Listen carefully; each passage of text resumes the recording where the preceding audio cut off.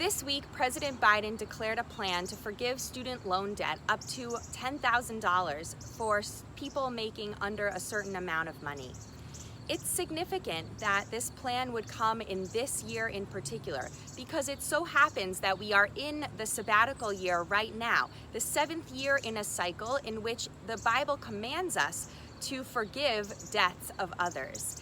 And this is to promote equality and alleviate poverty in the land.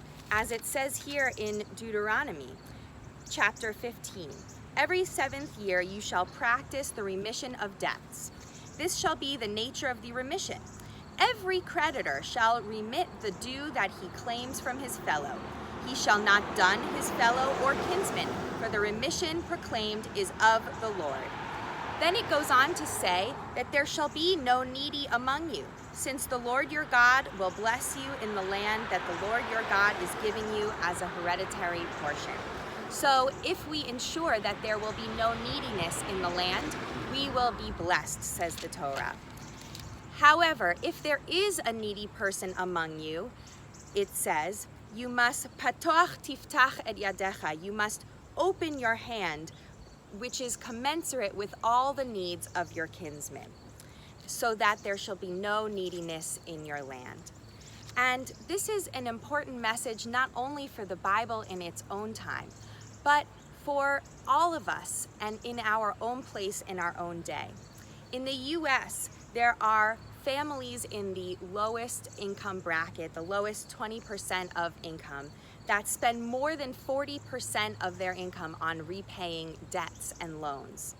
And a number of studies have shown that being in debt in this way and always chasing that amount of money to repay loans actually affects people's ability to make sound financial decisions, causing them to potentially go into even more debt and cause future poverty.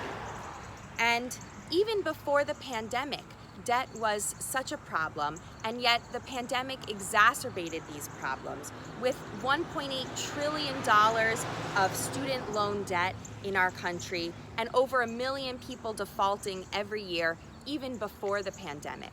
But of course, student loans aren't the only thing that cause debt. There's also credit card debt and medical debt, which according to an NPR study, there was a report that more than half of US adults in the last 5 years have gone into debt over some medical or dental bill, including a quarter of adults having over $5,000 in debt, and 1 in 5 of those people saying that they may never be able to repay that debt.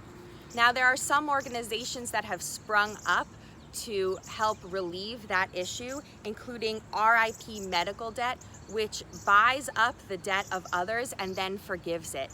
And they have done this incredibly for over $6.7 billion worth of debt, saying that in fact, donations of just $1 can help them alleviate $100 worth of debt.